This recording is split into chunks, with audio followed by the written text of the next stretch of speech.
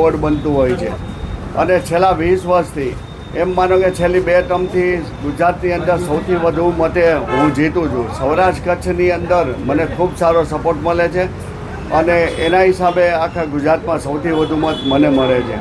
આ વર્ષે પણ મને એવી કોન્ફિડન્સ છે અને મેં જે કામો કરેલા છે એ કામો ઉપરના આધારે હું એમ કહું છું કે આ વર્ષે પણ હું સૌથી વધુ મતે જીતીશ અને એમાં કોઈ નિશંક ઓલું નથી. કારણ કે રાજકોટ બાર એસોસિએશનના પ્રમુખ ને હોદ્દેદારોનો મને સપોર્ટ છે, રેવન્યુ બારના પ્રમુખ હોદ્દેદારોનો સપોર્ટ છે, મહિલા બારના હોદ્દેદારો સપોર્ટ છે અને નોટરી બારના હોદ્દેદારોનો સપોર્ટ છે, ક્રિમિનલ બારના હોદ્દેદારો, તમામ બાર એસોસિએશન મારી સાથે છે અને એક મોટો સમૂહ છે.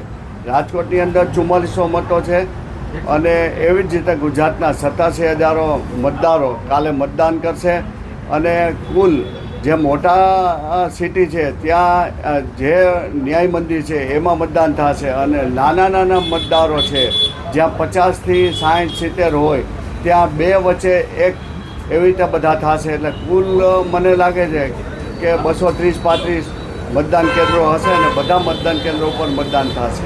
હાઈકોર્ટની બેચ ક્યારે બધાની માંગ છે સાહેબ? હાઈકોર્ટની બેચની અંદર અમે જ્યારે ભણતા ત્યારથી આંદોલનો કરતા અને આંદોલનો આજ સુધી કરતા, પણ હાઈકોર્ટની બેચની અંદર અમે હમણાં સૌરાષ્ટ્ર કચ્છના બધા પ્રમુખ અને સેક્રેટરીને બધાને બોલાવ્યા હતા, પણ ત્યારે અમે સરકારમાં રજૂઆત કરી અને હાઈકોર્ટમાં, પણ ત્યારે અમને ખબર પડી કે અત્યાર સુધી ખાલી આંદોલનો કરતા, એના માટે માંગણી કોઈ કરી જ નથી. માંગણી ન કરો ત્યાં સુધી એના ઉપર કોઈ એક્શન લેવાય નહીં. આજે આપણે નરેન્દ્રભાઈ મોદીને કરી કે બાર એસોસિએશનમાં કરી, કારણ કે આપણે લેખિત આપવું પડે, એટલે અમે લોકોએ આ વખતે લેખિત આપ્યું છે અને આ ચૂંટણી જાય પછી ફરીથી અમે હાઈકોર્ટ બેચ માટે ચળવળ કરવાના છીએ અને મને લાગે કે આ વખતે આપણા વડાપ્રધાન નરેન્દ્રભાઈ મોદી પણ રાજકોટમાંથી લડ્યા હતા અને રાજકોટ પ્રત્યે એને અતિ પ્રેમ છે અને અમને આપશે.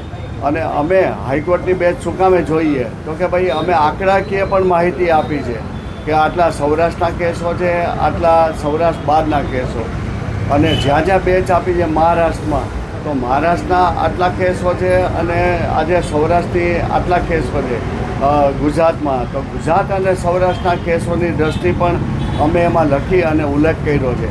આજે જો મહારાષ્ટ્રના 7 બેચું હોય અને આપણા ગુજરાતમાં ત્યાં આપણે 14 કરોડની વસ્તી છે, અહીંયા 7 કરોડની, 7 કરોડની વસ્તી વચ્ચે એક પણ બેચ નહીં અને ત્યાં આજે 7 બેચ હોય તો એના માટે થઈને અમારી રજૂઆત પણ છે. કાયદાકીય અમને મળવું જોઈએ અને આંકડાકીય પણ અમને મળવું જોઈએ.